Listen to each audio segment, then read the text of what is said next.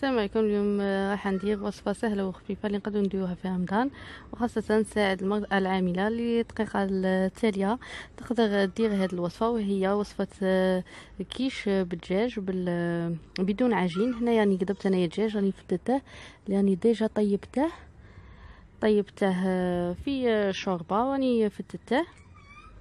هنايا غادي نستعمل لا كريم ليكيد و3 بيض. هنايا فرomاج رابي والزيتون مقطع.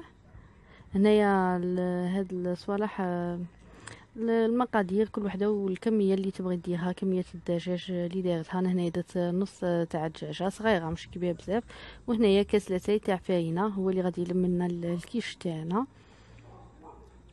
غادي نخلطهم مليح.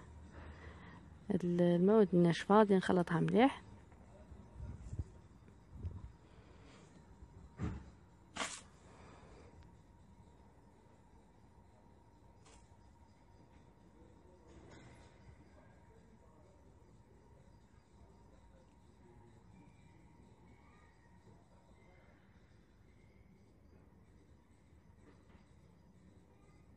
من بعد غادي نزيد لا كريم ليكيد.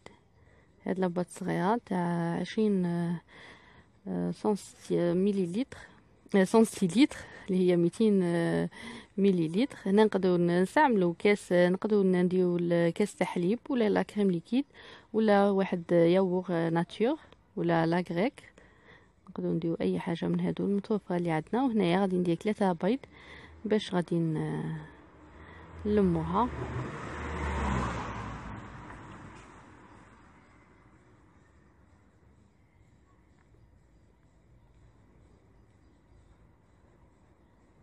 غادي ندير في هذاك البيض تاعي من بعد اللي خلطته.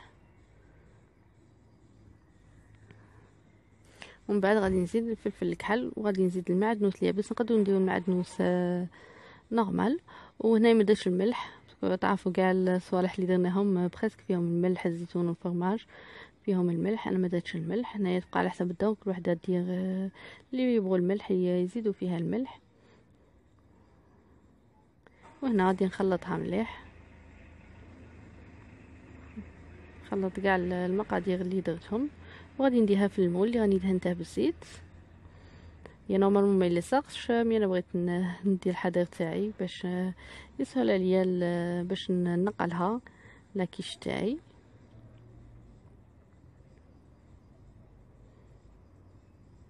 هذه وصفه سهله وخفيفه اللي نقدروا نديروها في رمضان ولا ميم في الصيف. هكا تجي وجبه عشاء خفيفه وسهله.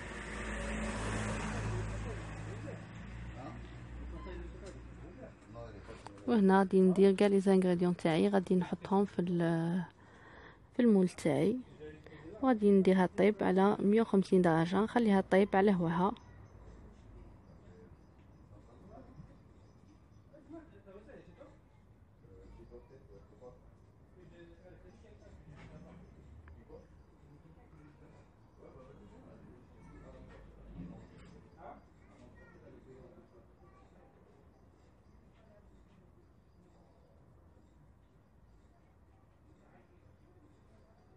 هنا غادي نطاليها بيان هكا باش ما تخرج لي كاع على مستوى واحد. وهنا من بعد اللي طابت كما شفتوا انا خليتها تحمرت.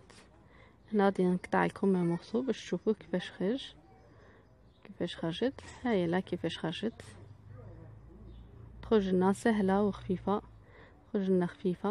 لا غوصه تاع اليوم كملت. من نتلاقاو في فيديو واحد اخرين ان شاء الله.